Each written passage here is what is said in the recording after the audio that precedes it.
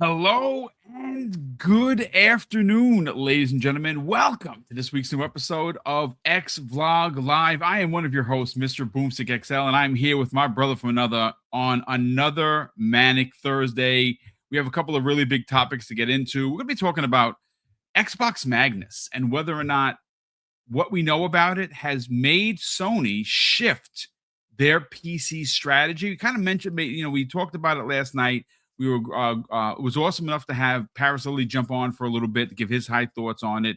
He thinks it's a mistake them pulling away from PC, and well, so do I. But again, it's not just PC; it's making sure that Xbox can't play their games. And we're going to get into it because I actually think that when you look at how Sony is moving now, it's a little suspicious. There was a advertisement drop today, which we're going to get into. Well, again, it's just super sus, as the kids like to say. It's advertising the Dual Sense for PC, but they're supposedly getting away from PC. I don't get it, but we're going to get into it. See, Money, what's up, dude? How you feeling? Oh, feeling good, man. Feeling good. Glad to be here. Yeah, just excited. The news has been rather interesting. I'm here for it, man. Good times ahead. I'm excited for GDC next week. Yes, sir. Um, Well, Obviously you're I, going to be I'll, there. I'll You're going be to be coming boots on back. ground, brother. I will. But that means I won't be here on Thursday because I'll be coming Look, back from. obviously, brother, don't worry about it. You go handle your business, and I'm sure you're going to do great coverage over there. Now, who's going with you? Yeah, You going solo? going solo. Going solo. Okay. Kids Wow. are all in Okay. school and stuff, so I can't really, you Yeah, know, it's be tough to get them out of school take to them out and yeah, things like yeah. that. Yeah, so it's just gonna go solo, but it's all right. I got a lot lined up already. Some exciting stuff. Nice. Cannot wait. Nice. A lot of Xbox stuff going on. It's gonna be good Yes, stuff. and we're gonna be waiting and hoping and dreaming about what they could show. It is the first time that Xbox is hosting. The best beard in the business, Jason Ronald, is going to be leading the charge. I know that Asha had made mention about some exciting things happening at GDC. Well, I mean, Mhm. look, I'm no man, no genius by any stretch of the truth. But what I can say is when the CEO of Microsoft Gaming is talking about exciting things, and the one leading the charge is the vice president of Next Generation, I kind of hope for the best, you know. But listen, ladies and gentlemen, thank you so much Sure. for taking the time to check this out and hang out with us here. We're going to be here for about 65, 70-ish minutes. This is one of the shorter shows. We do have two big topics to get into.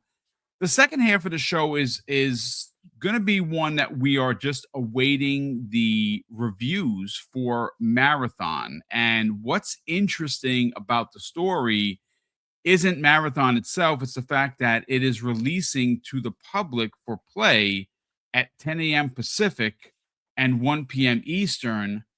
What's odd, and we're going to get into it a little bit later in the show, is the the review embargo releases or lifts at the same time.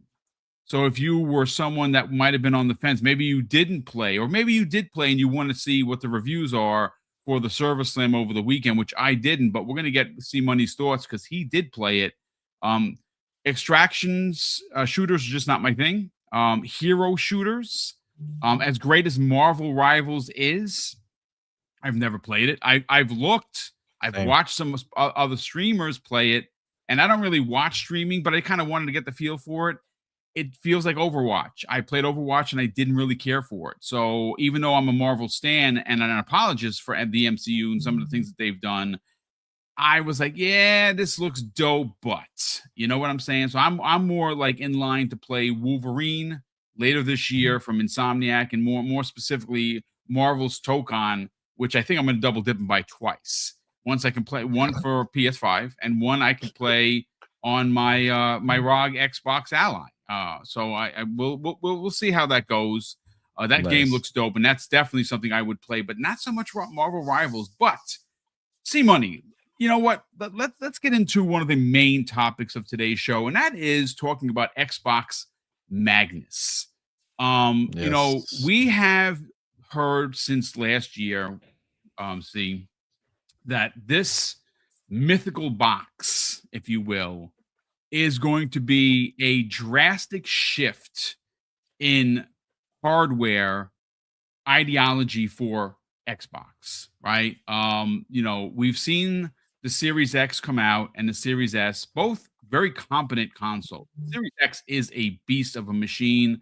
The Series S is great for people that are not looking for top tier graphics. If you just want a small machine that plays your games digitally, I think that Xbox's idea behind that was they were going to sell a lot of it, but unfortunately, it was a bit marred by the fact that it was underpowered, and there were a lot of people talking about how difficult it was to develop. And we've seen people make games for it that are just as good as the Series X. So I don't know exactly where that came from, but to be fair, there were some development issues that some, not all developers talked about, and it obviously had a bad tail. Let's just say that. But now we're in 2026. RAM prices continue to be out of control. And for a while I was saying that I believe that we're going to get an OEM device, and a piece of me still kind of feels that way, and that will. I'm just hopeful. You know what I'm saying? I'm just hopeful. Yeah. That's a fair way to put it. But not listen, likely, but hopeful. it's not likely, and that's true. But with that said, we don't know what deal was struck between Asus and Microsoft years before the actual handhelds came out, and potentially leading up to what would be the first OEM device. Now, again, is it likely? Probably not. But could it happen? Sure. And I think all of those questions will be answered at GDC next week. And that's going to be very exciting because we'll get a chance to see potentially what this would look like. But just speaking on Magnus, we know for an absolute fact, and this is confirmed, folks. This is not a suggestion. This is not my hope. This is not my wish. This is confirmed that this box is going to be ultimately a PC under the hood. It is expected to be a console at heart. It's going to run. And by the way, I hear that buzzing, so I don't know if that's your PC. Sorry? Yeah, I think it is you. That is off. No, I already had the laptop down.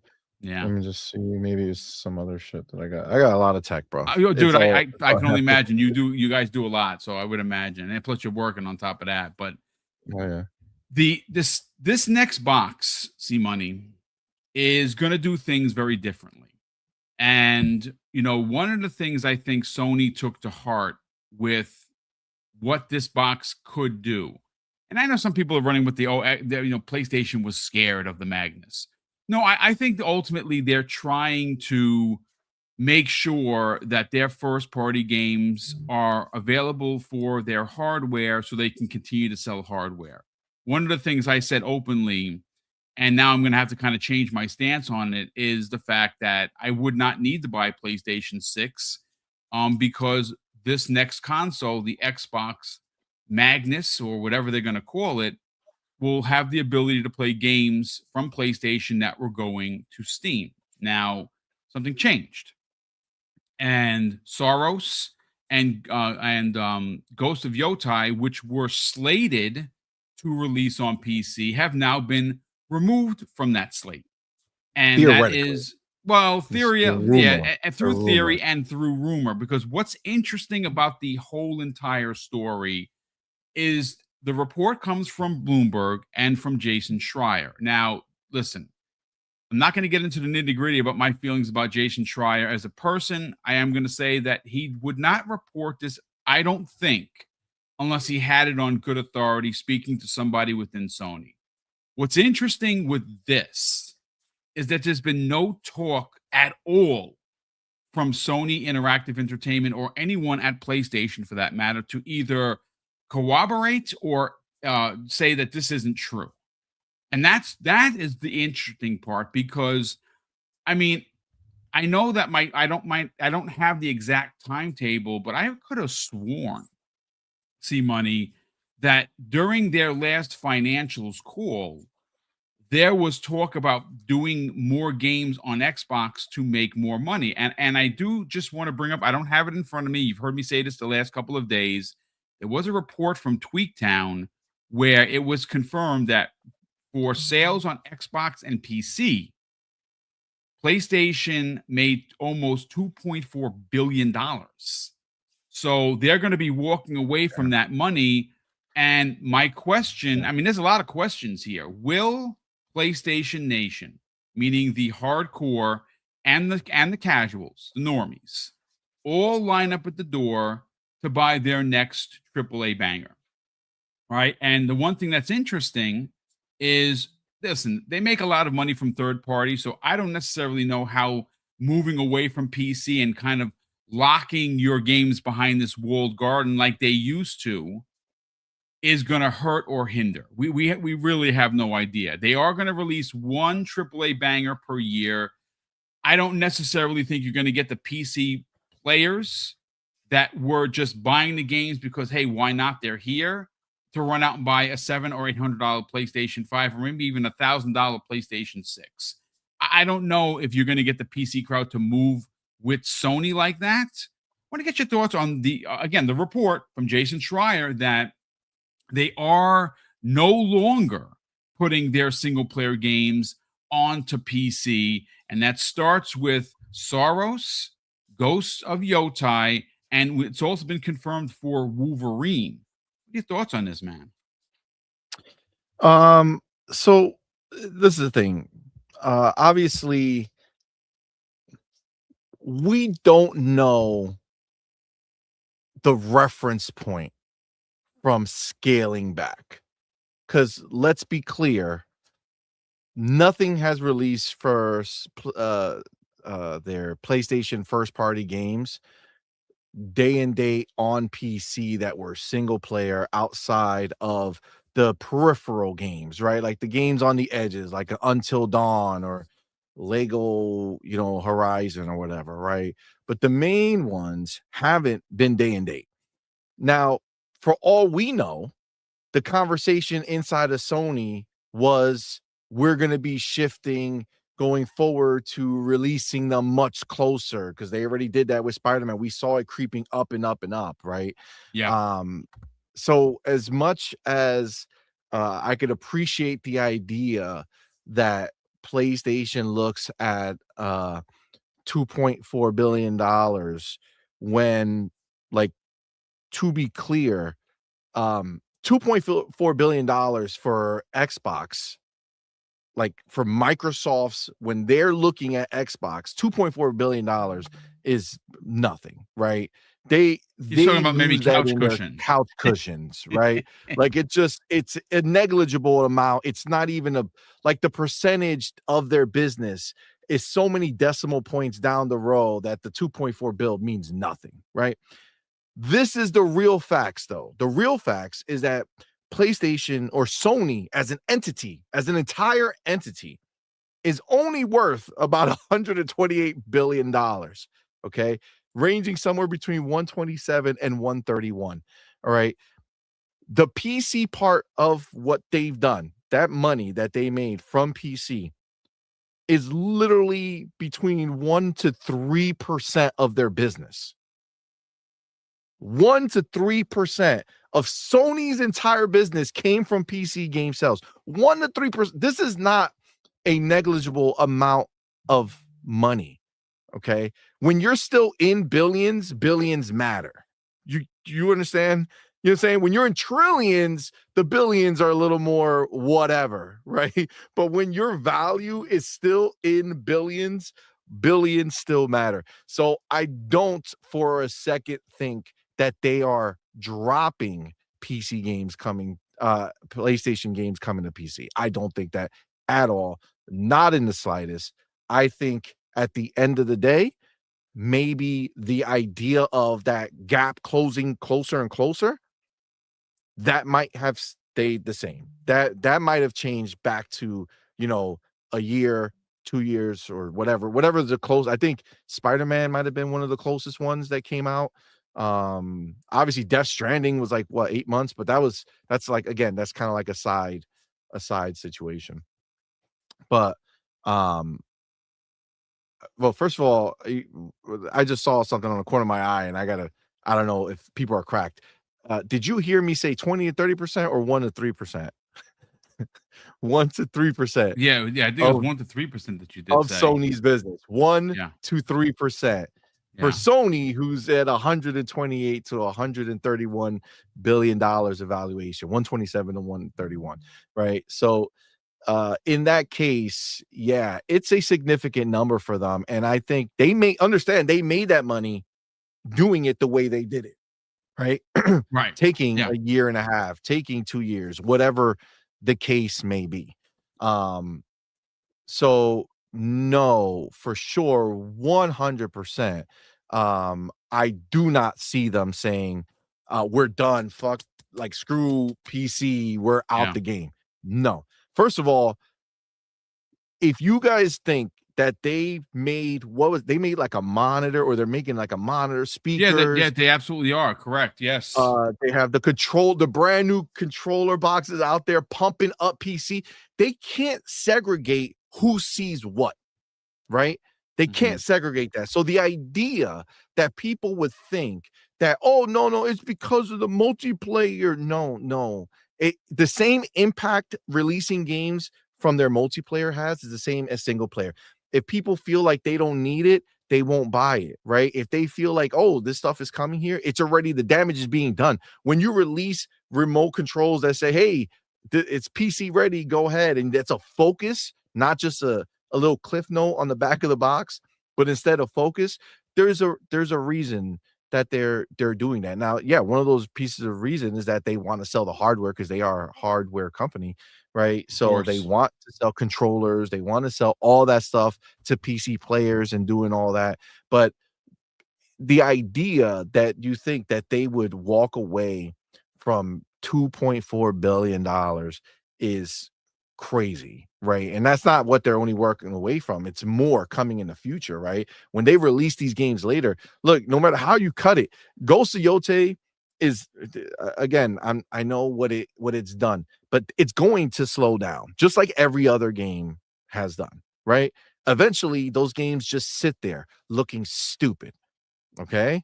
Now, unless we get a notification that they also shut down Nixus, all right. Great point. If we see that, then that will be I wouldn't even say definitive, because we already know that like Naughty Dog, or one of the companies, they actually did most of the port work on one of the last remakes that went to PC or whatever. I think it was Naughty Dog. I think the last one they did, they worked a lot on it, if I'm not mistaken.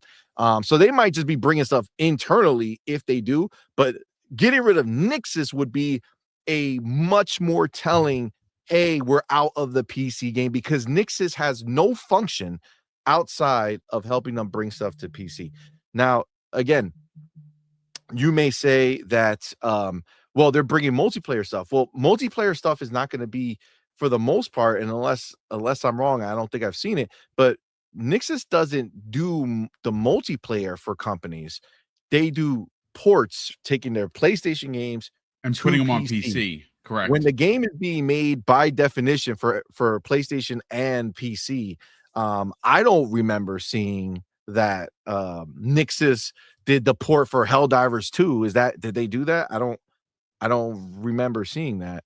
Right. And again, I mean, I don't, maybe I'm wrong, but it doesn't seem like that's what happens. When it's going to both places, it's done by the company. When it's being ported, meaning they're taking a PlayStation game that was on PlayStation and now it's going to PC, that's where Nixus steps in, right? And that's the biggest thing. I do see somebody said that they did the Xbox Helldivers port, which is fine. That makes sense, right? They're taking it from PC and PlayStation, porting it to Xbox, sure, right? But then all that does is kind of bring into consideration that Nixus is there for PC and Xbox ports, right? I think frankly the idea that they're going to not do it is way overblown. I know Bloomberg, reported that. That's a cool story. But at the end of the day, it's until you get, I mean, listen, at the rate that PlayStation releases games, we won't know for 2 years whether or not they're actually not porting anything. Because let me also tell you guys a fun little fact. Everything that is worth owning on PlayStation has already been ported to PC.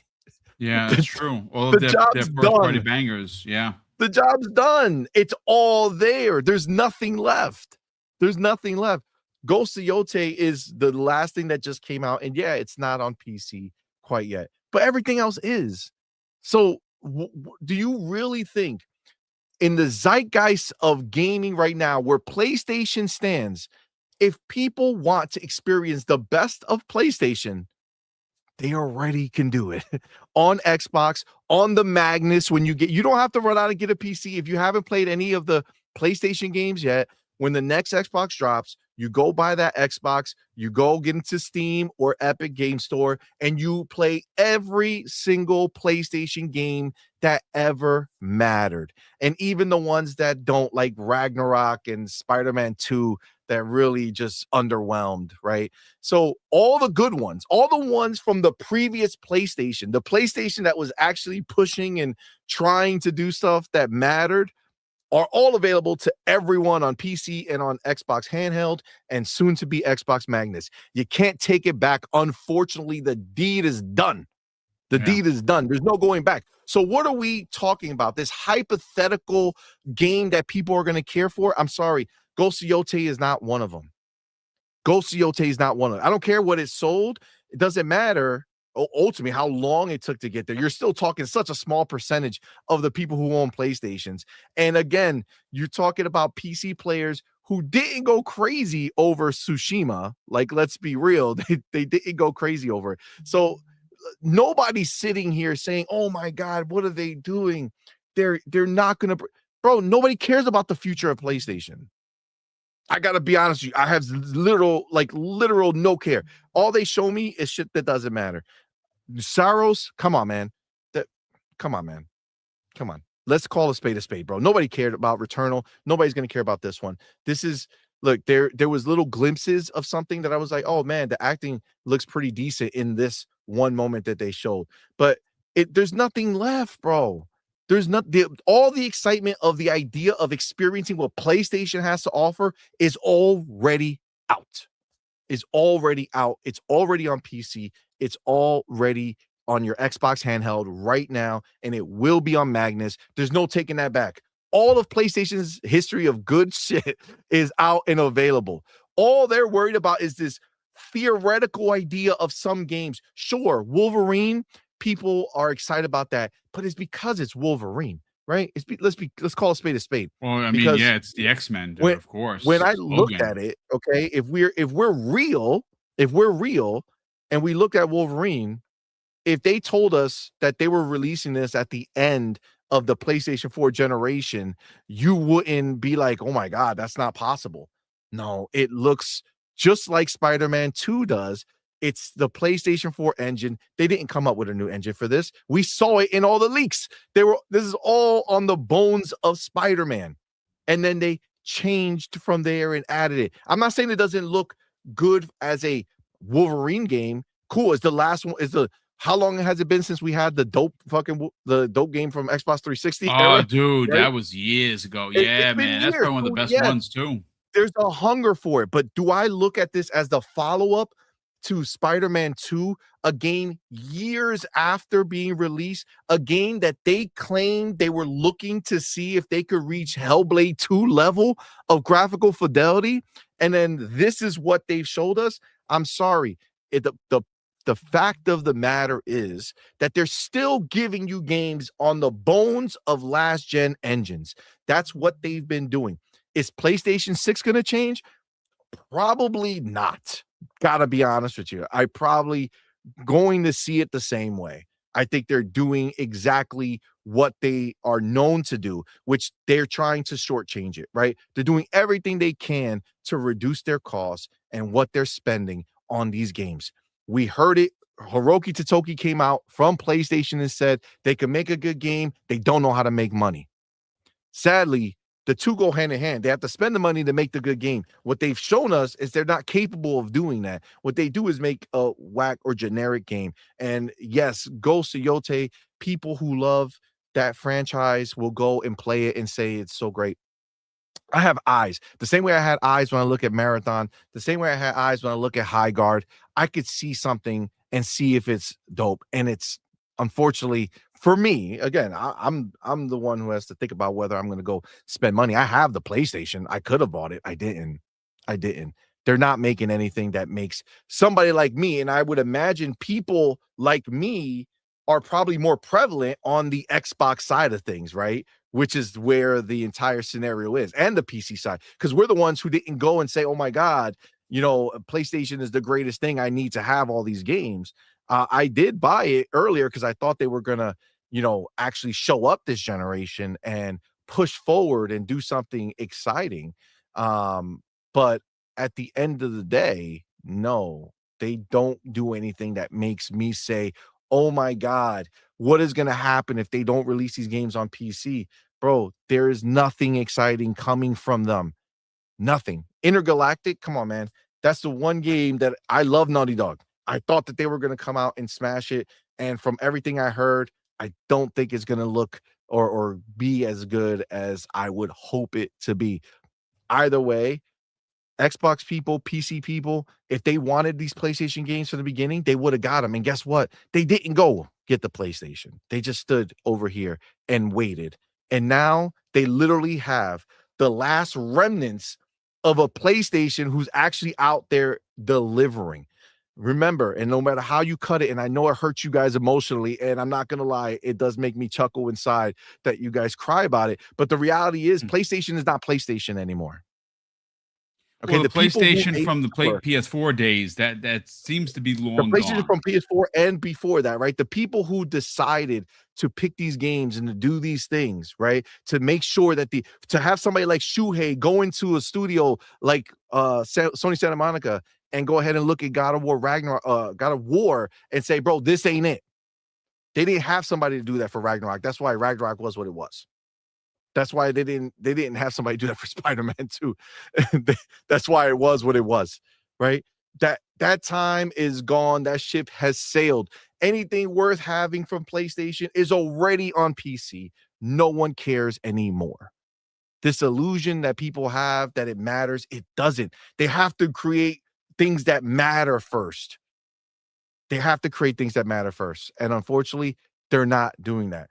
The beauty for Xbox is that Xbox devs make fucking amazing games, right? They make top quality games, high quality games, phenomenal games, and they make so many of them.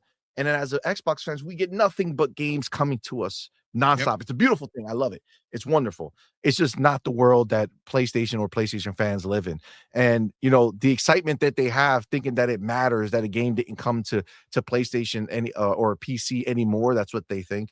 They think PlayStation is legitimately going to go ahead and stop, even though PlayStation hasn't come out and said it. Now, if PlayStation comes out and makes an announcement and says, hey, we're changing strategy, great. But everything we know from PlayStation is that they're growing it out. They're expanding it out. The last that their stockholders know, right, the shareholders, the last that they know, PlayStation is going to be continuing to bring games to PC and other games to Xbox as necessary or as they continue to go through, right? So until PlayStation speaks on it, I wouldn't be so sold on it for sure.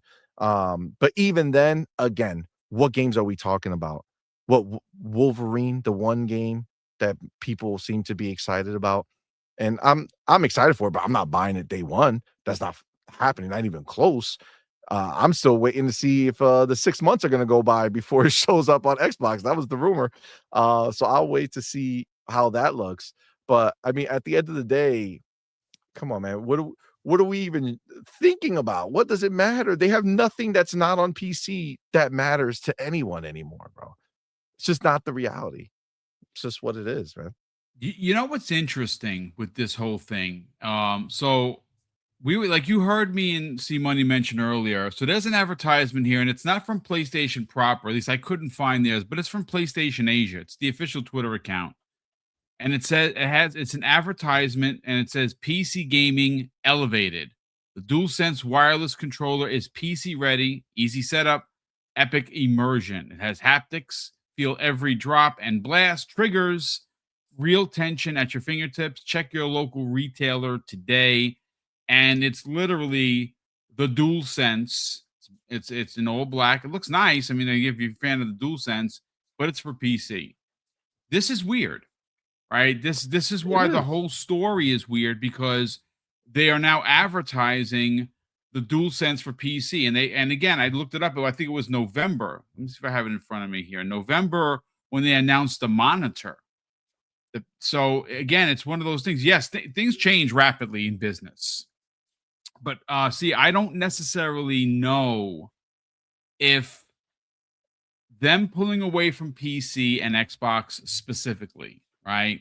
Because that's where that original Tweaktown report came in. The monies that we talked about earlier, the near 2.4 billion, was from not just Xbox or PC, from both. Now, they didn't give a specific breakdown of who had more money coming from, either platform. I would imagine it was more on PC because there's more PC gamers, but that's a lot of money to leave on the table. And look, I'll be honest with you folks. I did not think Wolverine would be coming over to Xbox. I really didn't. Would it possibly come over to PC? That made sense because it would probably sell gangbusters on PC.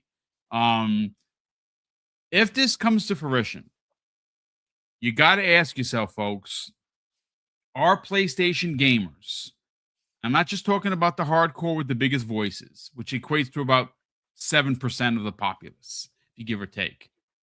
If you're on a good day, maybe 10%. And I think I'm being generous there. So 10% of the console base of that plays PlayStation are hardcore. They're the loudest. Is the other 85 to 90% going to be buying their games to make up the difference that they're no longer going to get on PC and Xbox? Well, they haven't so far. So what game do they have to release to make that happen? Right? You would think it would be Wolverine, because that's probably going to sell 5 to 7 million. Similar to Spider-Man, even though Wolverine is not as popular as Spider-Man. But you would think that it would have way better, outlook in sales because of the Marvel IP. If it doesn't, then that's a real problem. Then that's a real problem. So I mean, look, again, just like you said, right? The numbers don't lie, right? The masses don't care about PlayStation first party. That's just the reality, right? No amount of feeling sad that nobody cares about your games is going to change that. The numbers don't lie, right? It's just the reality of it. So the idea that you guys put so much thought into how this is so important for them. Listen, what quarter was it? If I'm not mistaken, man, I forgot the quarter. I don't remember the last numbers for PlayStation, but the one before, it was like they had like $5 billion worth of sales for their first party or something like that. It was like or maybe I don't remember the amount of units, but it was like, and then they did so much more. Maybe I think that number is wildly dramatic, the 5 billion. I don't remember the exact number, but I remember seeing some crazy difference between what people spent on first party versus what they spent on all the other games that are released. And again, obviously that number is always going to be smaller, but it's the way that people talk about PlayStation's first party would make you believe that these games are universally, desired amongst all the buyers of PlayStation. But we know that's not true, right? PlayStation is just a default box, and they earned that, right? They earned that. I'm not taking that away. I'm not saying. Well, they're the popular box. It's one of the most recognized brands in the world, in the top 10. Buy that box no matter what. No matter what Xbox does. Xbox could have every PlayStation game ever known to mankind on their box, as well as PC stuff and their Xbox games. And all the Xbox games could be exclusive, and people are still going. The casual audience will buy PlayStation. The biggest number of people who own a PlayStation will still buy PlayStation, no matter what Xbox does.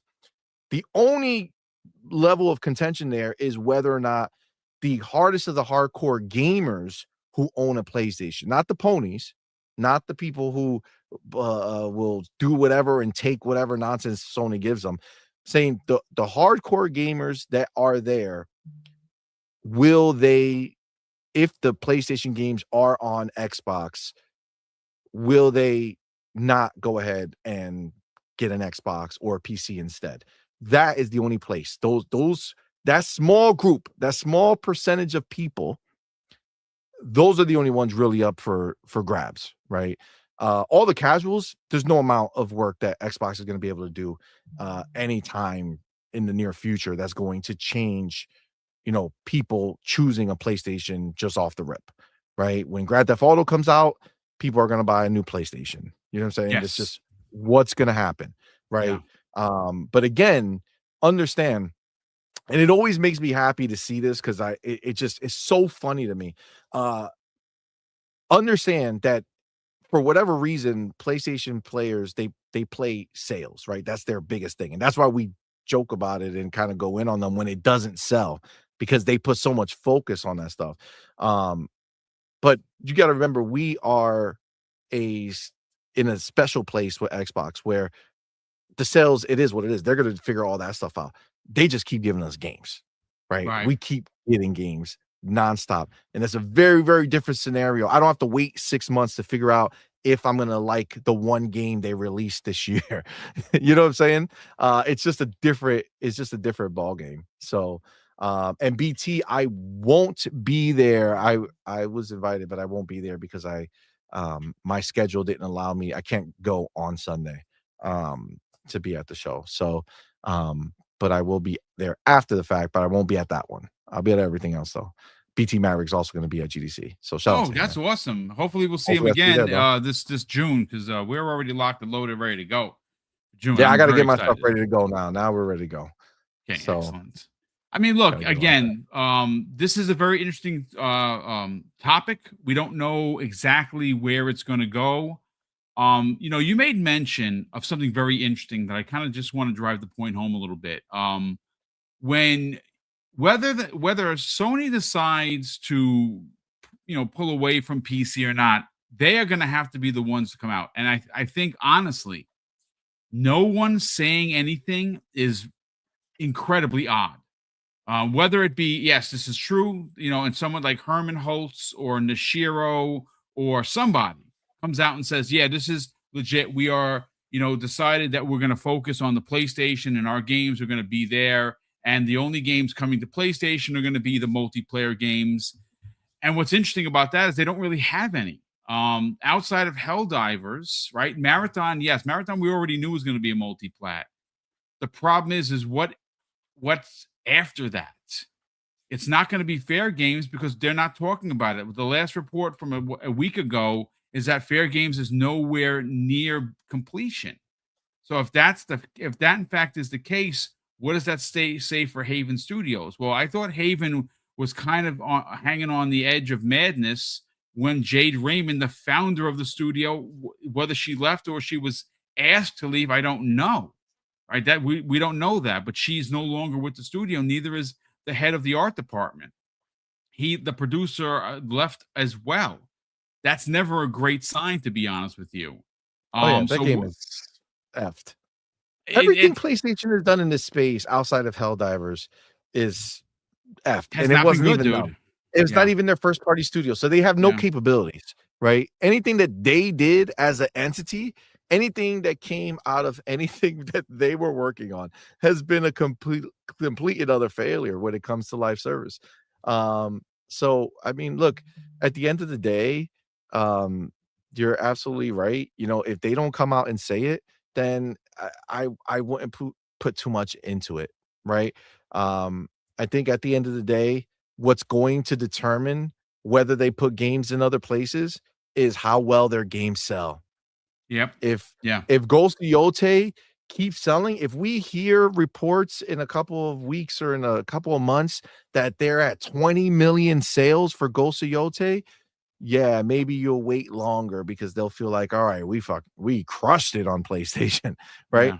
But if not, then just like anything else, man, it's a business. And I know you guys think that there's emotion involved. There's not. There's not. They don't care. If they're thinking about holding back releases for placed PC, taking longer to come to PC than before, it's not because of you guys. They're not sitting there saying, "Oh, well, we want our PlayStation fanboys to not have anything to lose when they argue." No, that's not even close, my dude. There's no emotion involved. That $2.4 billion is $2.4 billion. With a B, by the way. Yeah, you Yes. can't like the fact that some of these people talk about it like they don't understand what that money is, especially to a company that's only $130 billion strong. Again, 127 to 131.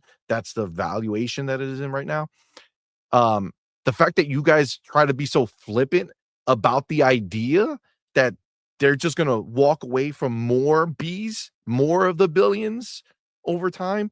I'm sorry, but all that shows is your lack of understanding of business. They don't care about what you think. The world is already moving on. Bro, the kids, the youth of this generation that are coming up, the people who will be continuing to be involved in gaming in one way or another, they can care less, my dude. They don't care Yes. about Yeah. PlayStation, Xbox. They don't care. They care about just playing the game. And honestly, bro, I watch my kids, they play Who's Your Daddy? And I don't know if you guys know what it is, but it's a I know exactly what hilarious, it like, is. crazy ass game, but all four of them, all the four of the little ones go in there and you just hear them dying laughing, doing the stupidest shit. They don't care. They don't Right. care. It doesn't matter to them. Roblox, they get on that. They create whole lives that they live when they're playing this. They pretend they're these people and they have a great time doing it. They don't care where it is. They don't care how it is. They just care that they can do it. Fam, at the end of the day, the kids, the youth of the times, they don't care. That's why Xbox is doing this. Like, understand, Xbox knows that no matter how you cut it, these kids are not going to be like, oh, I want this versus this. PC is going to be the dominant way in the future. Yeah. I mean, it already is, to be clear. It does have the most active players, right? But it's just going to continue to grow. Less and less people are going to try to go to a console only scenario. It's just the way the youth sees it.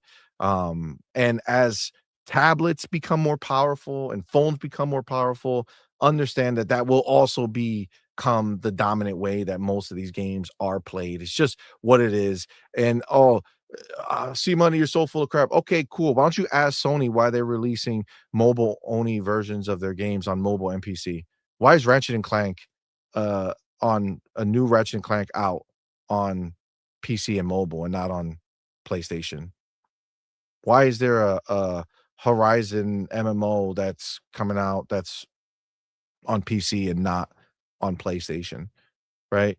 See, what you guys want to isolate scenarios and try to go all in. You want to forget everything else that's happening, right? You want to forget that PlayStation is actively making games specifically for PC and mobile, right? And obviously it's through their partners or whatever it is, fine, but they're still doing it, right? They're still pushing towards that idea. They want to be in these places no matter how you cut it. It's just this Twitter space that got everybody gassed up and thinking that Sony somehow gives a F about them or what they think. They don't.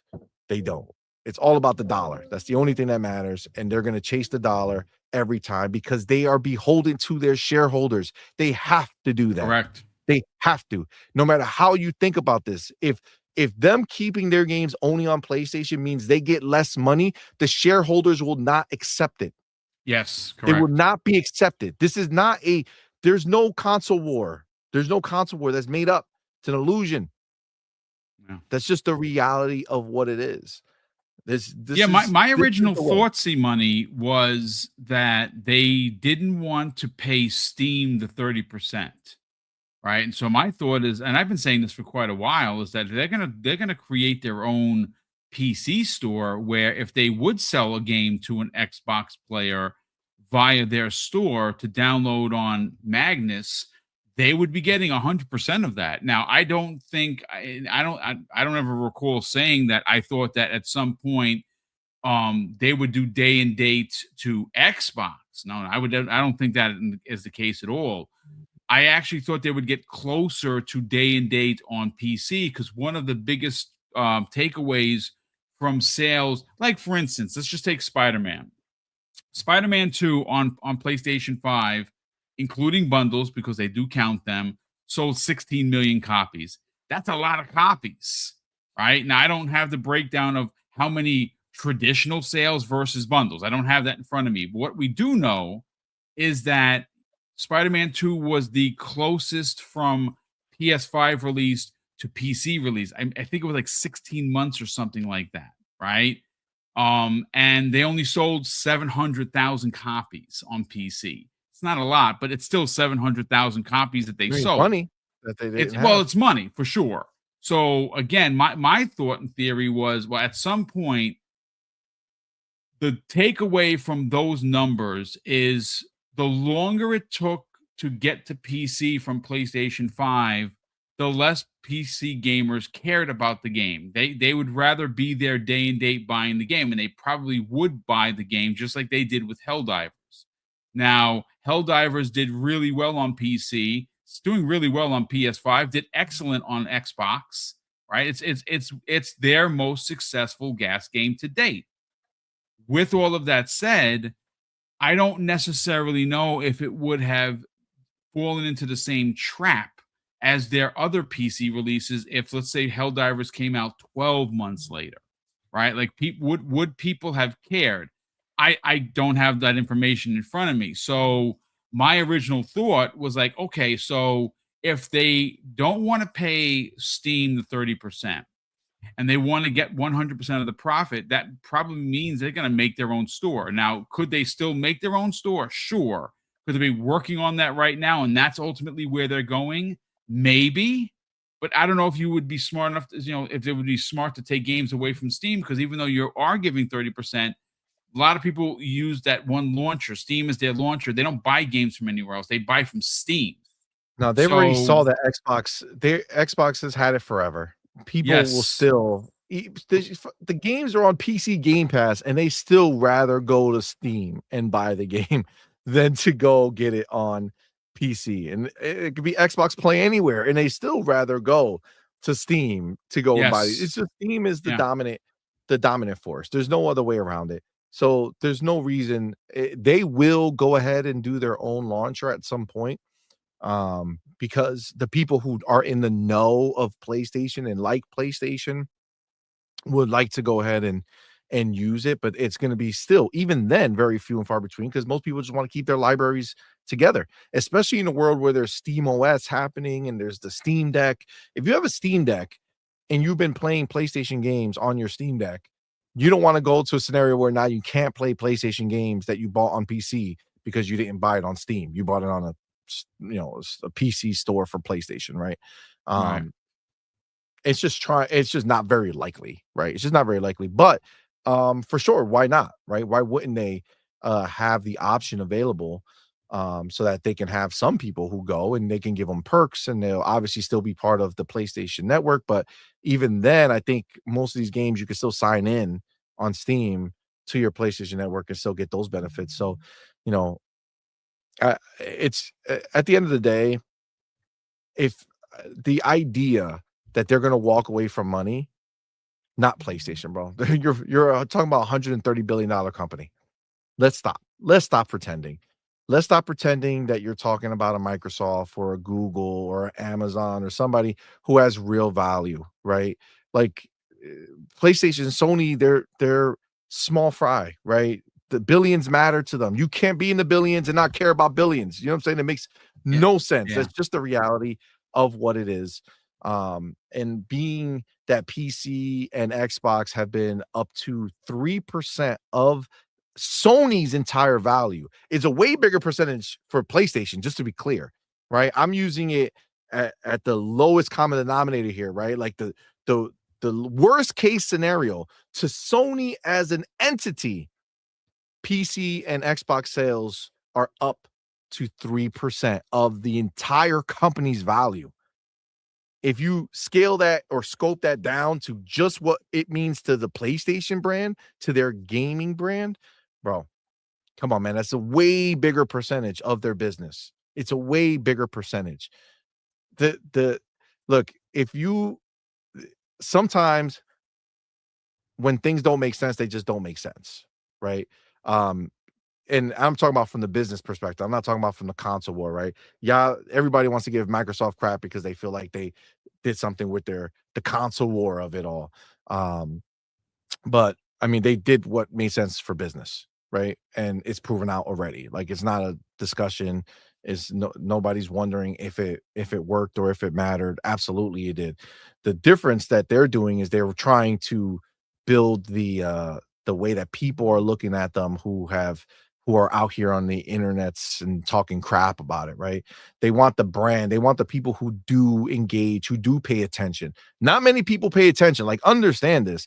Most people don't know what's happening at Xbox right now, who own an Xbox, right? Like the vast majority of people who own an Xbox have no idea what's happening behind the scenes. All they care about is when they turn on their Xbox, what games do they have available to play? Yeah. And they're not looking for games that are not on there. You know what I'm saying? They're looking for the games that are on there, just like PlayStation is, right? Just like I was going to say, fans, literally, PlayStation gamers, the average PlayStation gamer, not a pony, cares. and that's why Sony doesn't talk. Right. That's why Sony doesn't talk, because they know no one's listening. Only an insignificant group of people are listening. Insignificant to them. Insignificant. If all the hardcore people stopped buying PlayStation today, their life won't change. If they got rid of their first party studios today, their life doesn't change. No, because all the casuals will still buy it. Third party. All the casuals will still buy it. They would still buy it. Casuals will still buy it. Casuals will still play the only games that they care about: Minecraft, Call of Duty, Roblox. What's the other ones?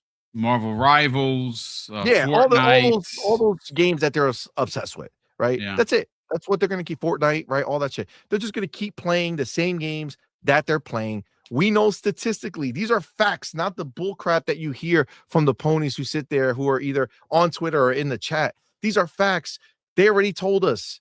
Circana told us 1 to 2 games. That's the average. 1 to 2 games that are bought in a year. Come on, man. Yeah. And let me tell you the real secret. They're not PlayStation first party games. All right, they're not PlayStation. Yeah, you know, it's funny. Matt Piscatella from Circana, actually, we talked about it briefly last night, where even something like Ghost of Yotei, it was 11th of their top selling games of last year, which is great. I mean, but it's still one of the few first party games that did come out last year, and it wasn't number 1, 2, or 3. It was 11th. So yes, it sold well, and we know that it sold well. It sold better than their expectations, which is great for this, great for the series, great for the developer, because it was marred with a lot of controversy about being woke, and I don't really think so, man. Just because it was a female protagonist versus Jin, I don't think the game was woke. It has nothing to do with being woke. I think the scenario is simple. They sold me a game with Ghost of Tsushima that they acted like they were going to continue that story, right? And they told us what the actual, the canon ending, which one it was, because they were going to go forward with that, and then they didn't. They created a game that looked amazing on a PlayStation 4 and looked good on a PlayStation 5. But it was amazing on the PlayStation 4 because that's where it was made for. And then they go to the PlayStation 5 generation, and instead of investing and saying, how can we take this to the next level, they go ahead and they just give us the same crap, right? Better resolution, of course, right? It's built with that in mind, but I have eyes, I can see it. The game it's just not a good looking game. So they let us down, right? They decided that they weren't going to do that type of investment, right? And that's what made it fail. That's what made me not get it. I bought Ghost of Tsushima. Dude, this is the easiest way to know. Go back to the state of play or whenever they revealed it, okay? Watch my reaction when the Sucker Punch logo went up and how pumped I was. I thought we were finally going to see PlayStation say, here's a first party, next gen only game, or current gen only now, right? It's first party, current gen. They're going to show it to us. And I was pumped. I said, oh my God, they're going to finally show something worth having. And they didn't. Yeah. That's not on me. My job is to be excited. They have to excite me, right? They have to excite me. That's their job. If I don't get excited for what they're doing, that's a them problem. I'm already in. I have the PlayStation. I don't have to jump a hurdle. I don't have to jump. I could just go buy. They have to excite me, and they don't. They don't anymore. They haven't. That's just the reality. Everything that I bought out of what I felt that I already had a PlayStation. So I bought Ragnarok, even though I didn't want to buy Ragnarok. I bought Spider-Man 2, even though I didn't want to. I fell into the hype. I was like, I got a PlayStation. I thought these would be dope. I bought the collector's edition of both those games. Actually, I have couple of editions of the God of War Ragnarok, and I got the 19 inches of Venom or whatever the hell the Spider-Man 2 was. And I got I have the plates that I bought separately. I bought the PlayStation. I have the plates and the controller as well. I do. Bro, I bought the collector's edition. I bought the PlayStation 5 that was the Spider-Man bundle. I bought the plates to replace the other PlayStations I have in the house with the bro. This is the hilarious part and why I never have a problem going in on PlayStation. And I laugh at these ponies who are in there because I promise you, the reality is up until recently, I probably spent more money on PlayStation than most of the ponies who fight for PlayStation. I have multiple PlayStation 5s in my house. So at least 4 in my house. And then with the other editions I bought. That's why I have no qualms. I'll talk all the crap I want because they're failing me. Maybe you guys don't invest as much, so you're not as emotional about it. But I am. I invested. I spent the money. And they have let me down time and time again. I did not sign up for this generation. I signed up for the idea of what PlayStation was going to do next. And they failed me. They gave me nothing but the same crap. That's not what I was looking for. And that's not what I signed up for. So, yes, I will go ahead and mock PlayStation anytime they do something stupid. But at the end of the day, no, I'm good. I'm good with their failures. I'm not falling back in line. No PlayStation 6 for me unless they finally wake up and start wowing us. Outside of being wowed, there's no chance. Zero chance. Sorry.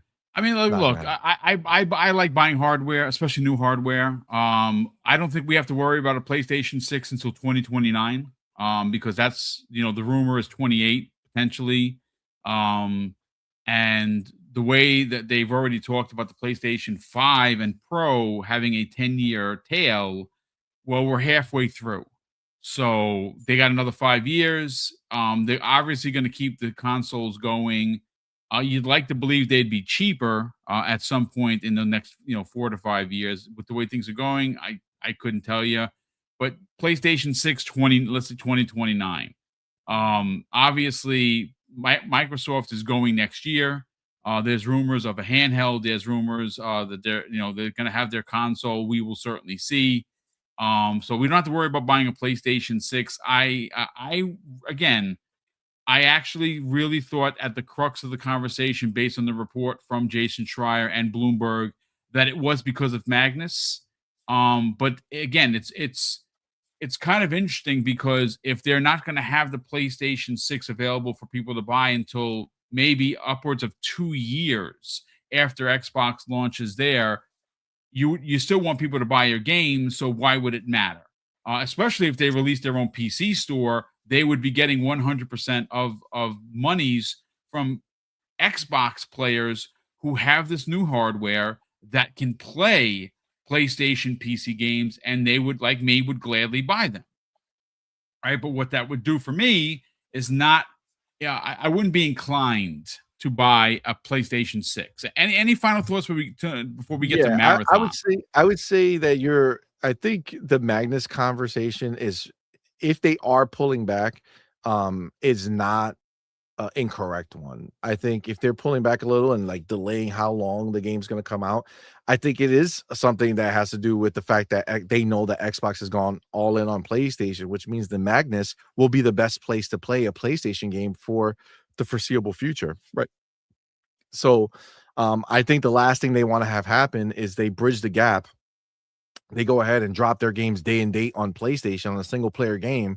And, Xbox fan number one goes on Twitter and says, "Hey, that's funny. And it's cute that you guys have a version of this single player PlayStation game running on the Pro or running on your regular PlayStation. But over here on Magnus Land, we have the best version of your game that we could play right now." Right. And I don't think they want that narrative to be spun. So I could see it all being part of it, right? They want the hype level to be down before they bring it over and just kind of get the last people. I think it's a stupid idea.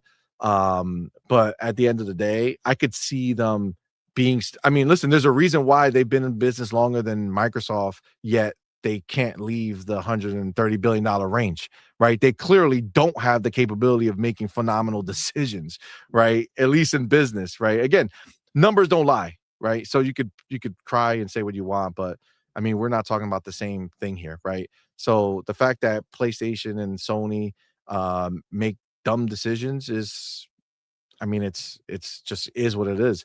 And to be clear, PlayStation didn't become what they are now. Now, you know what I'm saying? The fact that casuals buy a PlayStation is not because of what they did this generation or last generation.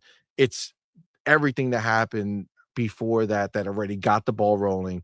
And then PlayStation 4 just kind of solidified the people who moved over. But outside of that, this generation is not the reason, right? PlayStation is what it is. The zeitgeist that lives around the idea of PlayStation is from their time in business from before, right? All the consoles they released, the emotions that people have attachment to these old consoles, the PlayStation 1, PlayStation 2, all that fun stuff. PlayStation 3 eventually after the price stuff got taken care of, right? People love that stuff.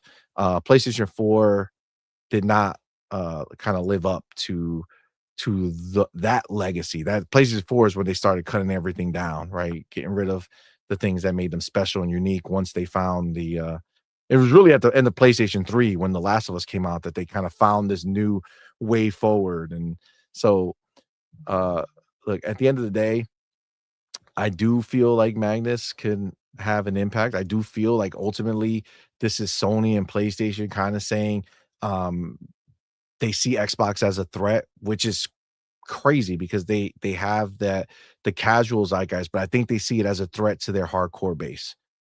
I think the only people left buying their single player games, they're afraid that those people are going to leave and go to Xbox if they can get all the games on PC, all the games on Xbox, and on the games on PlayStation. Yeah, I think it hasn't been spoken aloud. And again, could have been a whole topic on itself. We're going to get into Marathon in a second, which because obviously the scores just went live. I haven't been able to get any of them. I have a couple of reviews in progress. I'll read who wrote them and what's going on with Marathon because I don't see any official reviews. It's supposed to the embargo was supposed to lift at 1 p.m. Eastern, 10 a.m. Pacific, which of course is in the West Coast, which is right now. I haven't been able to find any of the scores. We're going to get into it because the game coming out for Gen Pop for everyone to buy it, and the same time the scores coming out, it's a little sus to be honest with you. And you heard me say this last night, and I honestly mean this. Nobody wants to see a Marathon fail because if it does fail, that means people are going to lose their jobs. And we certainly don't want that. I mean, again, look at what happened with High Guard, and that's a big conversation on the socials right now. And that sucks for that studio. Like that you got to remember, folks, these folks that work on the games put their all into it and they want you to play it, they want you to enjoy it. And when it doesn't happen, folks lose their jobs, man. And I'm sorry, I can't champion that. I'm not going to be in that camp. But you listen, yes, I understand console war, but nobody wants to see anyone lose their job, and that's what happens when games fail. But look, Let me catch up. By the way, nobody wants a game to fail, right? I don't, But certainly. I don't think also, you. it's Yeah, not our responsibility to make sure a game succeeds. that is correct, Right. sir. So Yes. if you make a game that doesn't entice me, part of what I'm doing has nothing to do with making sure that you are successful. It's not part of our jobs, right? We don't have to do anything. We play what we want. We like what we want. If you make a new game, that doesn't mean we have to go to it, right? And that's what a lot of these people are learning the hard way, right? Highguard did the same thing. They thought they made something unique and special, and they thought that meant that everybody was going to abandon what they were playing to go play this new game. We know for a fact that most people who play games don't play the new games. That's just the reality of what it is. So I as much as nobody wants to see anybody fail, I hope, I hope the Highguard would have done better, but I also see why it failed. Marathon, if it turns out that it does in fact fail, I'm not going to be shocked. I'm not going to be like, oh my God, I can't believe it. I'm going to be like, yeah, that checks out. The game doesn't look good, doesn't feel good, doesn't play good. Um, just all those things would make it be a thing where I would be like, yeah, that checks out. What would shock me is if it succeeds, and I hope it does, but it would shock me because I don't know who that game is for. I don't know who's excited for that game outside of the people pretending. The few people who played it who were acting like was exciting to play. Fam, I put my hands on it. I played it. It's not exciting to play. It's no Arc Raiders. I can tell you that much. Well, again, it has a steep hill to climb, especially with games like Marvel Rivals and Arc Raiders and some of the OGs like Fortnite and Roblox. And I understand we're talking different genres, but you're trying to take people's attention away on this new game. And if we're just talking shooters, just FPS shooters, the ones that don't really jump off the page for a lot of people are extraction shooters. And that's exactly what this is. It's more centered around PvP, not PvE. It's there, yes, but it's more centered around PvP extraction. A lot of people played the Server Slim, and a lot of people like yourself walked away unimpressed with it. Now, I didn't play because I don't play those types of games. It's not my bag, and that's okay. But let me catch up on Super Chats, and then we will get into what's going on with Marathon. So Iman Burns has been a channel member for a whopping 45 months. So Iman, thank you so much for the crazy support.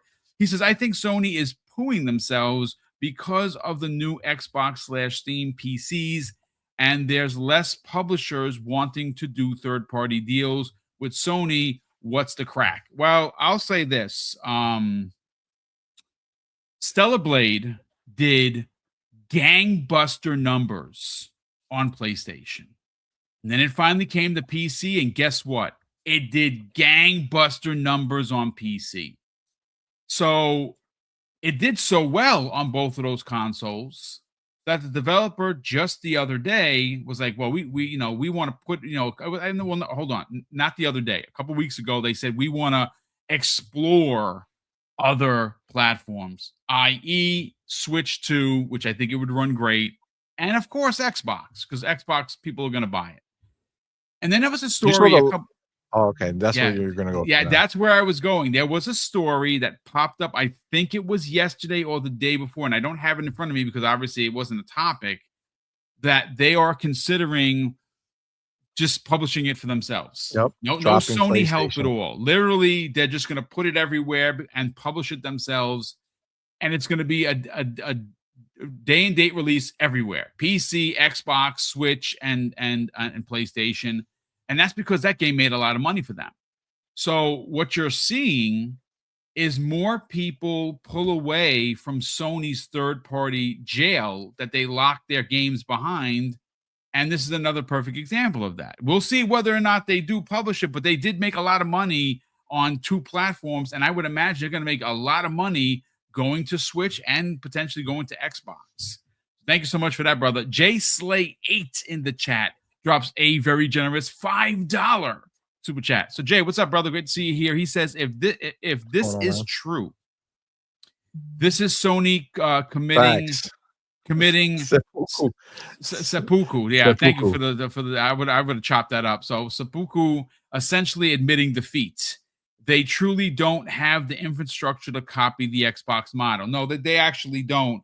And I No, not even look, close. Dude, they literally will be waving the white flag on PC. Like they would be saying, Xbox, that's all you, dog. Like, think about it. They would be giving them no work. They would just be saying, all right, Xbox, you have PC. We'll stay in our little island. We'll stay in our walled garden. I just, again, like I said, I understand where the report's coming from, and there's a lot of credence to who's reporting it and how it's being reported. I just find it so odd that you don't have a definitive yes or no from Sony themselves. Like, you know what I'm saying? Like, it's super weird that, yes, it's a Bloomberg report, and yes, it's from Jason Schreier. Yes, I know all of that, and so do you. But does that make it 100% true? Look, it could be 100% true to the person that he spoke to. You know what I'm saying? Like, yeah. Like, let's be clear. He didn't speak to Herman Hulse. He didn't speak to Hiroki. He didn't speak to Nishino. He didn't speak to anyone of the highest levels. He spoke to someone or multiple people who heard something from someone, but they don't even know who they heard it from. It could have been from somebody else. Who knows? I wouldn't bet the farm on it. You know what I'm saying? Yeah. No, I mean, listen, we'll know soon enough. Because again, they just had an investors call a couple of weeks ago, and in that call is they were going to put stuff on Xbox. We'll see. I don't know why would they just tell investors one thing and then completely go in the other direction. Sounds crazy. It sounds. And again, what games are coming that anybody cares about that needs to be on PC? Not already many. there. So everything's already there. So it's not affecting anything else outside of just the idea of what they may make. The problem is the idea of what they've made so far recently is where it all kind of goes to. I mean, that's true. They have not been putting out a lot of games, so we will certainly see. JFX88 in the chat drops a very generous $10 super chat. It says 100% they took a step back from PC because of Magnus. With rumors of the PlayStation 6 being years away compared to the next Xbox and the Xbox being integrated with Steam, they had to hit the brakes and reverse. I mean, it's a fair point. They don't want their game looking worse on their consoles compared to being able to play it on an Xbox. Think about it. Xbox would be the best place to play if they were able to put them day and date on PC. That's interesting. Just what it was. That's very interesting. It's me, the broke boy, drops a very generous $5 super chat and says, so PlayStation and PS fanboys quote support the devs by removing the 1.5 to 2 billion in revenue from PC ports that was coming to those devs. Seems hypocritical to me. Yeah, I don't know how you walk away from nearly 2.4 billion, but like, that's all right. We don't really need that money. It's fine. You know, we'll get it from somewhere else. So I'm sure that their players are gonna, step up and get the money for them. I don't know so much about that, but that is interesting. Games Beyond Walls drops a very generous $5 super chat and says PC revenue divided by the total platform gross is 1.5%, is lying with stats. Compare PC to first party software and it jumps to 20%. Sony isn't dropping that. Yeah, I listen, I don't know how you could walk away from that kind of money by putting your games. PlayStation, the percentages. It's bonkers. Yeah, I mean, we will certainly see. Lastly, it's me, the broke boy, drops an additional very generous $2 super chat and says Marathon launch day currently has 2,275 players on Steam. Wow, dude. That's not good. That's not good. So let me see if I could reload it. That's not accurate. That's not accurate. That was just literally the moment it went live. Okay. It's at 54,000 right now. Okay, good. So there are people playing it. All right. So listen. Yeah. So it's gone up. So hopefully, if it can keep this, I think that it should be fine. It's just whether they're going to keep it is the question. But either way, these are purchases. That's the one thing to keep in mind, right? No matter how you cut it, they made the money off of these people. Yeah, people bought it, So whether it be the $40 or the $60 version, people did buy it. So, e- well, either look, way, it's a purchase. It's not a free to play scenario. So, as much as it's nice to see how many people are playing it or not, it's just lifetime. What does it mean? If they don't keep playing it is one thing, but as long as they bought it, if it gets enough sales, then it'll be worth it to them. I'm doing a search for Marathon on Twitter to see who has posted their reviews. And yeah, so it is 54,431. This comes the way of Wario 64. And I don't see any reviews on this. Like, this is super weird, It's a man. it's a live service game. They're not even gonna bother. That's why they did the server slam. Like, it's either you're gonna like it or you're not. Well, I don't know what before we get reviews they're your gonna do. thoughts, before we get your thoughts, let me just read some of the reviews. Now, there's 4 here, and they all say review in progress. Obviously, it's a live service game. They have to play the game, pass the server. So, Console Creatures, which I have heard of, says Marathon has moments when it feels like it could be the next big thing for shooters, but right now it's getting in its own way with messy UI, confusing onboarding, and too much friction for newcomers. Review in progress. We also have here Metro Game Central. Also heard of them. They said at the moment, Marathon shows signs of being able to go the distance, especially if it thrills deepen the more you sink into it. Its breadth of upgrades and weapons. But after this early test, it feels like there are a lot of obtuse hurdles and peculiar design choices stopping it from being a true contender. Again, review in progress. Dextero, who I think everybody in the chat probably has heard of, says this. Well, after sinking a dozen hours into the Service Slam weekend, my early impression is that Marathon is widely inconsistent. It is a wildly inconsistent game that hits blood pumping highs between rounds of pure frustration. And that is the 4. Well, that's 3. And that's all. That's all I have. Right? Those were based on PlayStation. There is one on Xbox.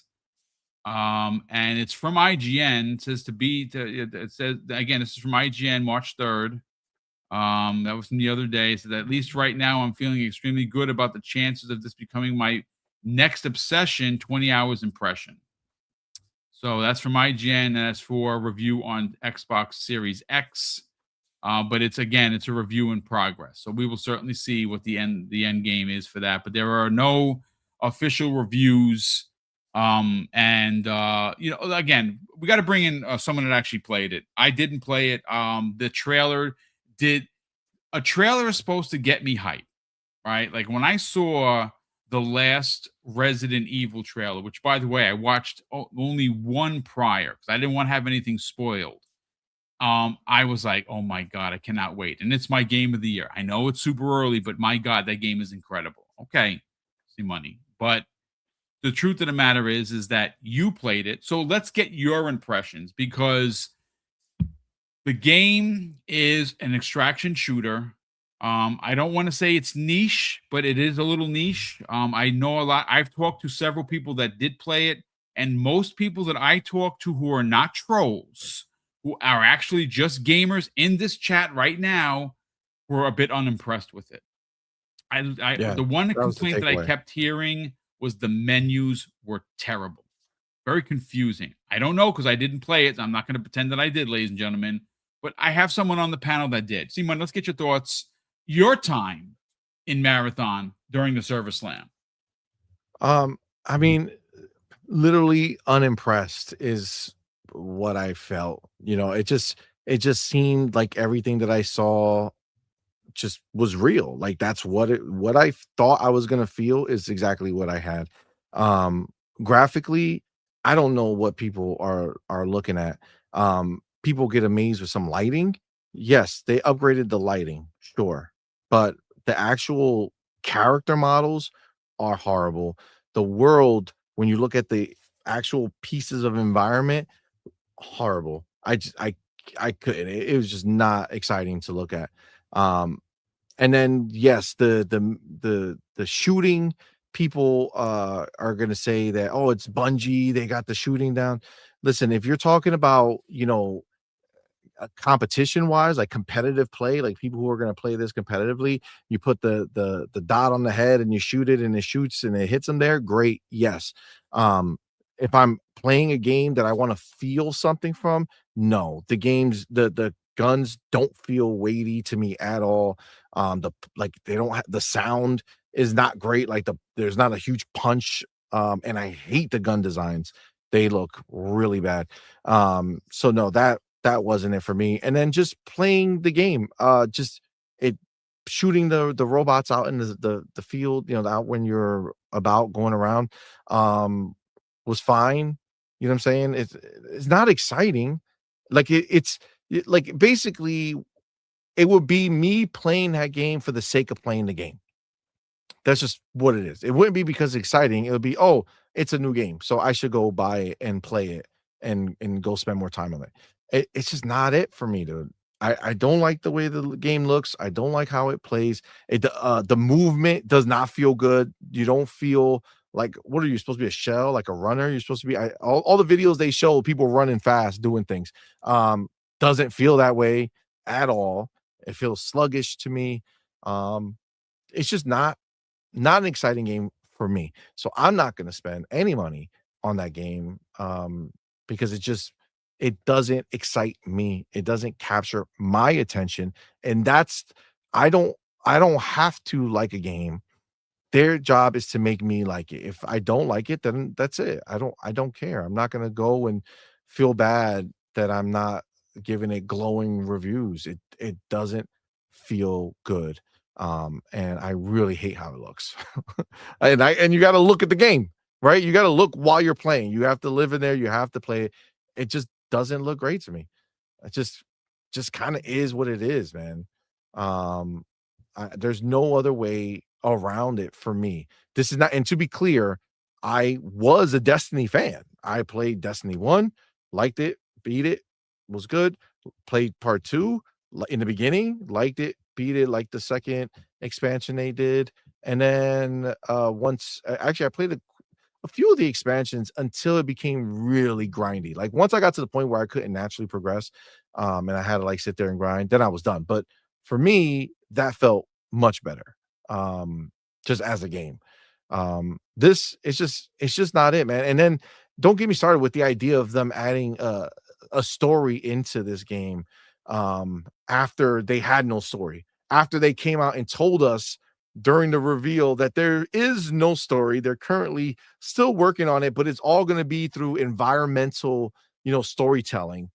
And then after the 6 month delay or whatever it is, magically they have all these people who are in there. I mean, listen, to their credit, they're trying to throw money at the problem, right? They're trying to see if they can just hire some people, put a script together, and try to put something out there, that is going to do something. But guys, I don't know if you need to learn from Concord. Maybe you would think they would learn from Concord, but nobody gives a crap about your story if it's not an actual story game. If you're just going ahead and putting that stuff in there and it doesn't really feel compelling, because you're bolting it on, which is exactly what they're doing. They're bolting it on a game that they already had. That's what they're doing. They had no desire to make a story game, right? There wasn't going to be a story in this outside of the background they built for the world and environmental storytelling. That's what they came out to say. That's the reality. So them just kind of shoehorning this in is not going to be some grand, oh my God, wow, they have these people in there. They must be going ahead and gonna make some story that's this banger. No, not at all. Not at all. That it does nothing for me. And again, aesthetically, it doesn't look good to me. So telling me a story in that world doesn't really mean much of anything. So nah, I'll keep my money. I'll be all right. Well, I'm there you good. have it, folks. I mean, at this point, there isn't anything else we can say. The reviews, I saw one; it was 7.9 out of 10, and that's the actual review. The person liked it, and said that it's one of Bungie's better games, which is again awesome to hear. How many But games did Bungie make to say it's one of their better games? well, it says Are you talking Marathon about back in the redefine. day? Are you comparing it to before? Because all they worked on was Halo and Destiny. Well, here, let me read the review verbatim. It's Daniel Lopez of Chicas Gamers. 7.9 out of 10. Marathon redefines genre with its style and gunplay, but its chaotic interface and utter lack of forgiving nature for newcomers make it a gem reserved for the most patient players. A masterful offering from Bungie that borders on perfection, provided you are prepared to battle both the menus and other players. And it was a review that they converted from Spanish. So he obviously is a Spanish reviewer. Nothing wrong with that. So you can read, again, it's the only review that we have here. Again, what I said, mentioned before, some of the people that I talked to, it said here it is, the menus, which they could fix. They can obviously fix the menus at some point. But look, Yeah, ladies and menus gentlemen, is not. I don't care about the menus weren't great, but like that stuff that I fully expect over time they'll fine tune that, they'll right? figure it out. Um, Yeah. there's just some fundamental stuff that they can't fine tune for me, and that's going to be one, the graphics. I mean, they can fine tune the gunplay if they give it more pop and get rid of the look of those guns. But the overall visual aesthetic, unless they're going to drastically change that, is it's just not appealing to me either. So it's very difficult to see I a mean, listen, future for me. at least you played it. For me, I have no desire, whether it be for free to play or the $40 or even the service limit. It's just not my bag, and I'm okay with that. I don't. Not every game is for every gamer. I Facts. have been following this game since it was announced, and I was interested because it was Bungie. I mean, if there's anything that Bungie's known for, it is, of course, their shooting. And if you're saying that the shooting was really not as incredible as it was in Destiny, and you were unfazed by it, well, then that's all I need to know. Again, I don't play extraction shooters. I don't want, just not my bag. But that's again just for clarity. Nobody wants to see this game fail. It's just that No, and people Sony, are hopping in. They're at 73,181 right now. nice, So people are definitely hopping in. So it's just, and that's can people they that bought it. sustain it? Yep. That's So, people that's but 70,000 people the that bought the one game. thing, That's yeah, exactly. Just keep in mind that there are plenty of games that exist right now that you don't like, that people like, and they go and they play it and they enjoy it and they live their best lives doing that. If Marathon becomes that game for a good amount of people, good. I hope it does. But it's not going to be in my rotation. I will not be jumping into that game at all. So we'll see what it brings. Somebody made mention of the fact that you do have a 2-hour return window. So the question is, are people I buying wouldn't it? bank on that. It's PlayStation. Their return policy, even though they say 2 hours No, is on Steam. on On Steam. Steam. Okay. Yeah. Yeah, yeah, yeah. So like the 73,000 people in 2 hours, are there still 73,000 people? We'll see. I hope that I hope it does more. I hope it does really well. But for Bungie's sake, you know what I'm saying? Like that's the one thing that would really suck if Bungie is just gone, even though, to be clear, Bungie is gone, right? Like those people are not the people who did anything special in gaming. They're encroaching encroaching on, being compared to something like BioWare. Like Like BioWare, BioWare right? Yep. is there in name. A lot of the old guard for BioWare is nowhere to be found. And some of them are not even in gaming anymore. And that, I would say the same thing about a lot of the old school Bungie staff. A lot of their OGs have left for one reason or another, and some of them are in gaming, some of them are not. Some of them started their own studios, their own companies, but yeah, they're just not the same Bungie that they once were.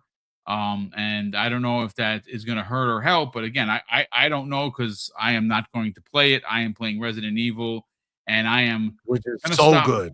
It's ridiculously good. But Like, I am so also good. looking Best forward to Resident Evil. Crimson Desert later this month, which, Yep. oh my I got the collector's edition God. already, waiting for that bad boy. I already got. I had my Was hands there a on it collector's already. edition? 'Cause I got the Bro, the huge one, Oh, okay, statue man. and everything, my dude. Oh yeah, I got it right away. Yeah, As soon as I forgot bought who the sold the, it to me, the but deluxe edition on Xbox, but just the oh digital no one. no I no. didn't get the collector's edition because Oh, I I got don't that have collector's space for edition, that kind baby. of stuff right now. Like That's I'm I'll getting make tapped space. out. I'm start pushing things out the way. I love I it. can't. I don't know, yo. It's crazy how hyped I am for this game. It's just I'm so The hyped for more it. I read, there's a guy on Twitter I think everybody should follow. His name is Synth Potato. Oh I yeah don't know yeah who the yep. guy is. I don't know how he He's a gets the pony, but he does information. good threads. I like him But and Nick Tech. Similar. okay, Nick Tech, I've heard of also. Since I've been following Synth Potato since he's been talking about Crimson Desert, and I don't know where he gets the information. I mean, but my God, the list that he does, and I'm like, you're kidding me. It seems like you could practically do anything you Yep. want in this game. It's the Yeah. craziest thing, and I'm nervous Yep. about that because It gives me Breath of the Wild vibes. You know what I'm saying? Yeah. Where it was like go out and just go. Find stuff. Like Go. we'll tell you where eventually you should be heading at some point, but like your path there is going to be varied and wild. And some people don't like that, and that's fine. And in general, like in an Assassin's Creed or something like that, I feel like they didn't do enough in the world to justify me doing that exploration mode. So I really actually Assassin's Creed Shadows I didn't like until I swapped to the regular mode where it was more guided.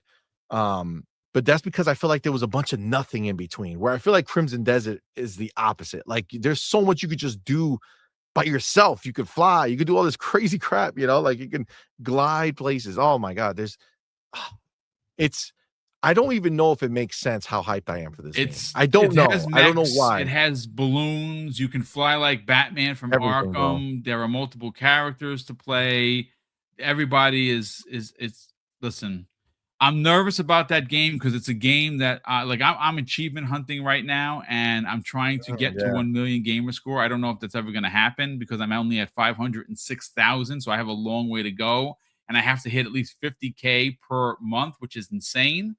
I hit 81 and change last month and 35 the month before, so I'm cooking, but I don't know if I can keep this up. It's a lot of pressure, and a game like that is so open-ended that it's just go. I can get lost in the game. The way I play games, I can get lost in Crimson Desert like that for 6 hours and not do anything else. Just play the game. Find some stuff, go to the left, go to the right. Maybe I see something in the center. Oh, I can fly here. I get a blimp over here. Oh, I found a mech. I'm jumping into that. This is just, it's an literally insane what you can do with this game. And I'm Dude, here. I feel like this is going to be like Red Dead 2 levels of just a bunch of crap in the world that you can go interact with and do. Like Red Dead 2, that's the way I did it. When I first played it, I was just lost in the world, exploring, finding stuff, seeing things. And Breath of the Wild, for its credit, was the same thing. Like I was looking for, the shrines and the little, acorn dudes or whatever they're called, right? Like I was just searching the world just to see. Like all I looked at was my map, and I was just trying to fill out the whole map. You know what I'm saying? Like I just wanted to see everything because I felt like it was so cool. And I feel like Crimson Desert, from what we've seen, man, you could see different parts of the trailer and be like, this is the same game? Some of the city shots that look so amazing, some of the wooded shots, some of the desert shots, some of the snowy, like, bro, it just looks so vast and exciting. Listen, everybody who knows me knows that, Game Pass keeps me fed. All right. So I'm no longer just running around buying games just because they release. Like that doesn't exist for me anymore. I don't do that. It takes something special to really get me to be like, I need this now in my life. And Crimson Desert, I just knew right from the first time I saw it, I was like, yo, this is it. And then I think what solidified it for me is when I was at at Summer Games Fest, and I played it. You know what I'm saying? Like I had hands on, and I experienced it myself, and it was like, yo, everything they said was real. Like all the stuff. Like I think that's the biggest mystery. People don't know if it's gonna be real. Like it's almost too good to be true. And it's like, bro, from my hands on, the short amount of time I got to play it, it just lit me up, bro. Like it just, oh my god, I became obsessed with the idea of this game coming out. I could not wait. It's like I said, as soon as I saw the collector's edition, I was like, bought, done, easy, no questions asked. So pumped for this damn game. It's gonna be crazy. We're gonna get it. Wait, folks, we're gonna get on out here. I got to catch up on some super chats, but I'm a little taken back by what I have in front of me. So Idlesloss just posted something. Does anyone enjoy Warhammer 40K, the game that came out that was like Gears of War? Space Marine 2? Yeah, Space Marine 2. I'm currently playing that. Yeah. Okay, well, I got to send this to you. Something you're probably going to want to talk about. They just announced Warhammer 40K Speed Freaks. It's a racing game in the 40K universe. I'm watching it right now. It's the most insane thing. It's a freaking racing game. Does it look dope, like graphically? It looks freaking amazing is what it looks like. It's called Speed Freaks. Warhammer Speed Freaks. Yo, Space Marine 2 low-key was so underrated, bro. Like, that game is legitimately fantastic. And it honestly gets me so hyped for Gears of War E-Day. Yeah, like, exactly. It is what a next-gen Gears of War would be. You know what I'm saying? Like, swap the worlds, and that heaviness, that grittiness, the way he rips those freaking creatures apart, man, it's so crazy, good, dude. Oh my god. Yeah, well, listen, send me that thing, please, so I can check it out. I'm gonna send it to you. It's the most insane thing I've ever seen. That's why I sat there. I was a little flabbergasted. I'm like, is this real? Is it not April 1st? What is happening? It's a racing game. It you know what it looks like? MotorStorm from the PlayStation 3, my favorite racer of what MotorStorm was supposed to be. Yeah, pretty much. Yeah, I freaking love the MotorStorm. I still remember the announced trailer for MotorStorm. That was like the teaser trailer, like when they first showed it, how crazy it looked. Pieces flying all over the place. Just it's one of my favorite racers. I'm ready for something like that. Hell yeah. So we have here Verge Brizzle. Brizzle, yes. Thanks so much for being here, Verge. Always great to see you in the chat. He says this after dropping a very generous $2 super chat. Sony just announced a PC. Yeah, they just announced the PC DualSense. Yeah, I have D-Batch coming for me because of that's fine. D-Batch comes for everybody, so I'm not even insulted. But he's wondering. He's like, well, he said something in fact, well, you'll be happy if they release games on PC. Yeah, of course they will. I'll freaking buy them. At least I'm gonna buy the game. What's wrong with that? But I don't understand how you go. Of course not. Listen. If what happens is still the plan for PlayStation, and a game like God of War whatever is released on the PC store that's not God of War Ragnarok or the original one, I will buy it on my Xbox through Steam or wherever else, the PlayStation PC store, and give Sony my money to play it on my Xbox. What's wrong with that? There's absolutely nothing wrong with that. I'm still buying the freaking game. So he comes for everybody. It's fine. I'm not even insulted. It's me, the broke boy. For himself. If he can do that and solve his own problem, he might save himself a lot of pandering that the community does towards him if he would save himself. I don't know how he's still out here talking after Mark Cerny himself literally came out and slapped him up in front of the world with his flop because of D-Batch talking about all these flops. This is hilarious. The flopflation. I listen, it's fine. It's fine. D-Batch, you can come for me. I'm not even going to entertain you past me responding to what you said. I'll just put him on the block list. It's fine. We also have here, it's me, the broke boy, drops an additional very generous $5 super chat and says, see money. Let's do with Marathon the same thing that PlayStation guys did for Starfield. Take overall Steam funds 24 hours and claim that they're all for just Marathon. Just kidding. That's wild. I'm laughing because That's what You could happens. definitely It's just crazy. you could It's definitely just see that it's this is the fine. way people are, man. It's It's fine. crazy. Lastly, Abacab72 in the chat, good friend of the channel, has been a channel member for 47 months. Brother, that is very kind of you. He says, a tip to help your Chivo hunt. You can get 1,000 gamer score in Resident Evil 9, 15 to 18 hours. Look up Power Picks. They're excellent. I use their guides quite a bit. Walk through online. Also, Neo Seeker and TA sites can help. Yeah, I mean, I play a lot of like the $5 games that most people just look at and don't even bother. And yes, they do offer 1,000, and you could probably play them for about 2 or 3 hours and get it.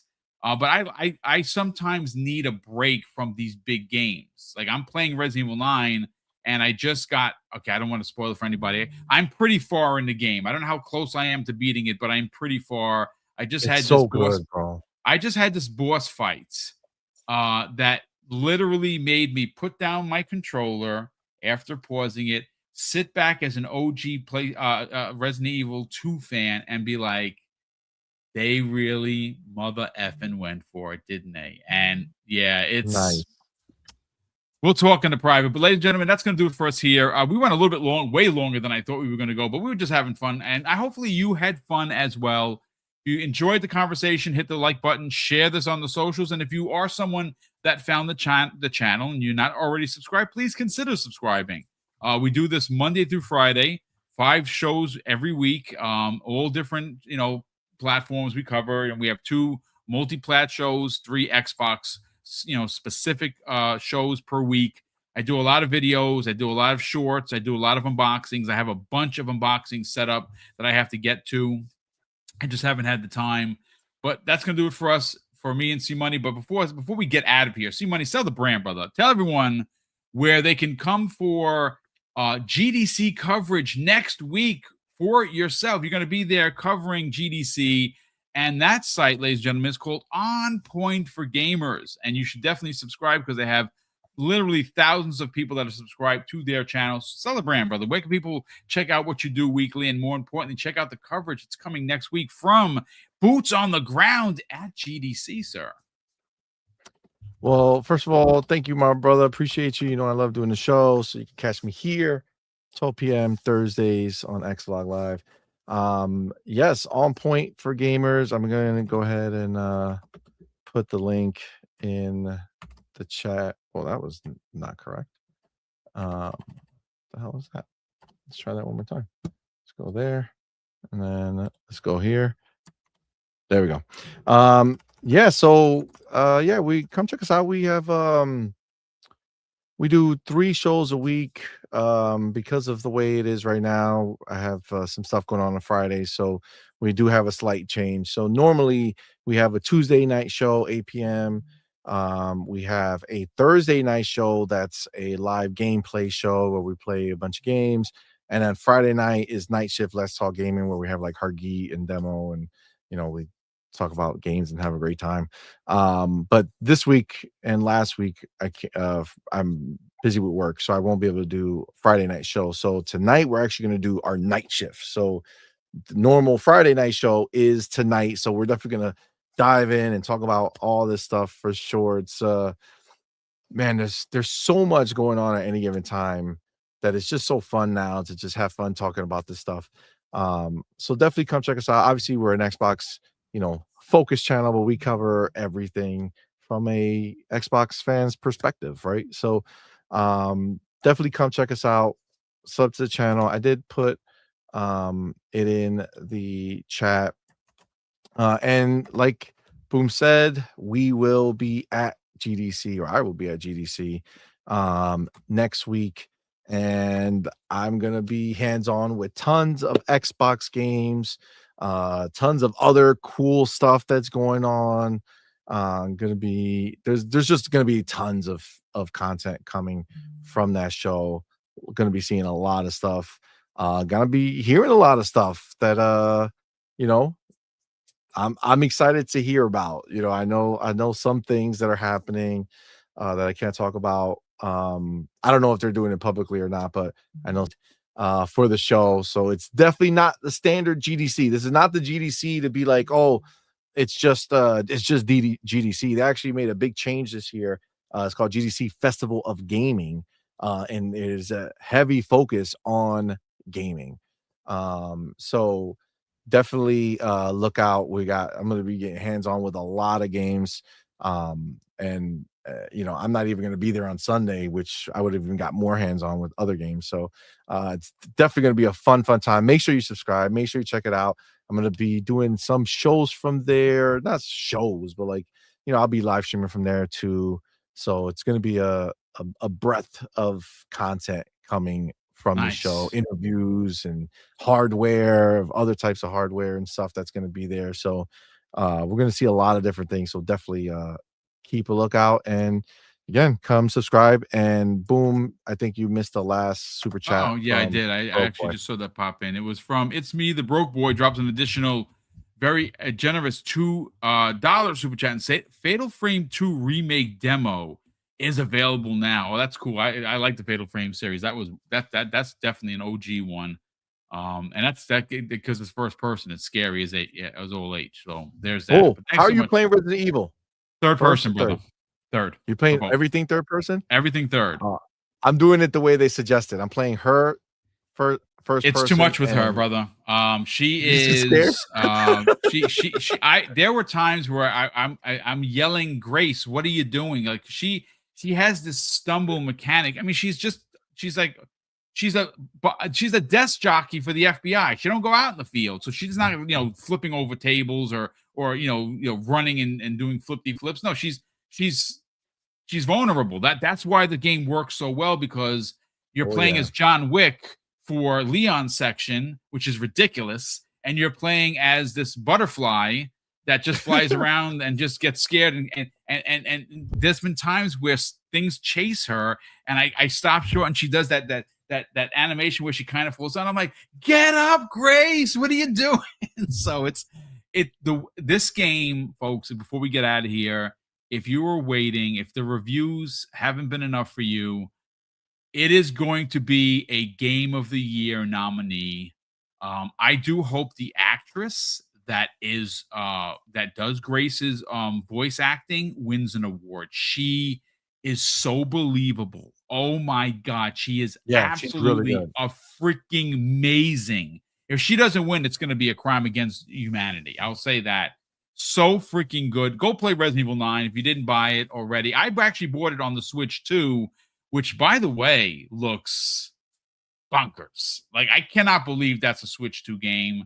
And yes, I bought it for Xbox, and there you go. So I like to buy games. So I'm a bot that buys games. Shocking, I know. Ladies and gentlemen, that's going to do it for us here. Enjoy whatever game you're playing on whatever console you enjoy gaming.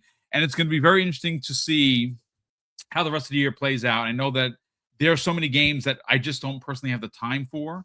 And I do think that Crimson Desert is going to eat a lot of my time. That comes out in a couple of weeks. I freaking cannot wait for that game.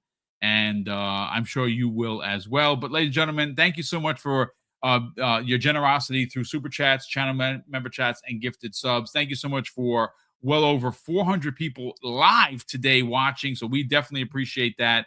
And of course, we're going to close up the show with something that's incredibly important to me, folks. Hopefully one day it'll be important to you. And that's something that my dad taught us when we were kids. He would say, Craig, treat others how you want to be treated. And also, it doesn't cost anything to be nice. You live by those rules, son. I can guarantee you're going to have an awesome day. So take care, everyone. And we'll see you next week on the newest episode of X Vlog Live.